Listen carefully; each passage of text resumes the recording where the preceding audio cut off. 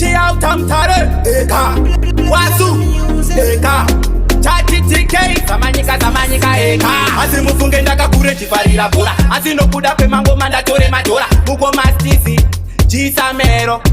ine ndouraya munhu baba mwakanditsike ngemufananidzo kwenyundo dzandakaudzwe namukoma witu asi kwemuri ndingouya ndingocheme inini ifaizi chemo izvo asi mimi mwari kuti inini ndigozova zvandiri imi munondide makandisika kwete kuti ndive chiseko chenyika handidi marombe mbondisimutai kubve muguruva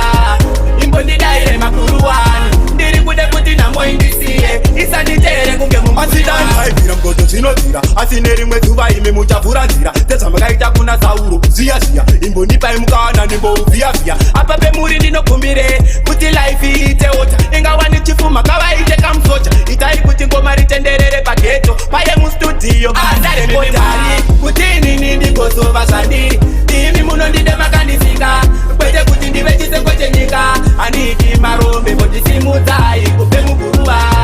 imbondidaire makuruwani ndiri kude kuti namoindisiye isanditere kunge mumbuaengi mungokadzetafura zvivi zvangu ini ndakatakura mwari ndimwi basi mungoshandura simudze marombe kubve muguruva asi mufunge ndakakure chifarira bhora asi nokuda kwemangoma ndatore madhora muko mastisi chisamero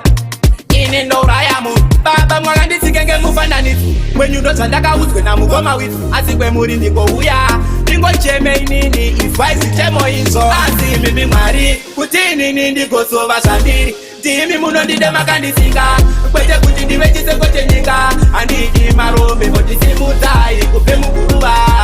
imbondidaire makuruwani ndiri kude kuti namoindisiye isanditere kunge mumasidanhaibvira mgodzo dzinobvira asi nerimwe zuva imi muchavhura nzira dzedzamakaita kuna sauro ziya imbondipai mukana ndimbouvhiyavhiya apa pemuri ndinokumbire kuti laifi iite ota ingawani chifuma kavaite kamusocha itai kuti ngoma ritenderere pageto paye mustudio andarepotari kuti inini ndigozova zvandiri timi munondide makandisika kwete kuti ndive chiseko chenyika handidi marombe mbondisimudzai kubve muguruva imbondidaire makuruwani ndiri kude kuti namoindisiye isanditere kunge mumbuaengi mungokadzetafura zvivi zvangu ini ndakatakura mwari ndimwi basi mungoshandura simudze marombe kubve muguruva asi mufunge ndakakure chifarira bhora asi nokuda kwemangoma ndatore madhora muko mastisi chisamero ine ndouraya munhu baba mwakanditsike ngemufananidzo wenyundo dzandakaudzwe namukoma witu asi kwemuri ndingouya ndingocheme inini izwaizi chemo izvo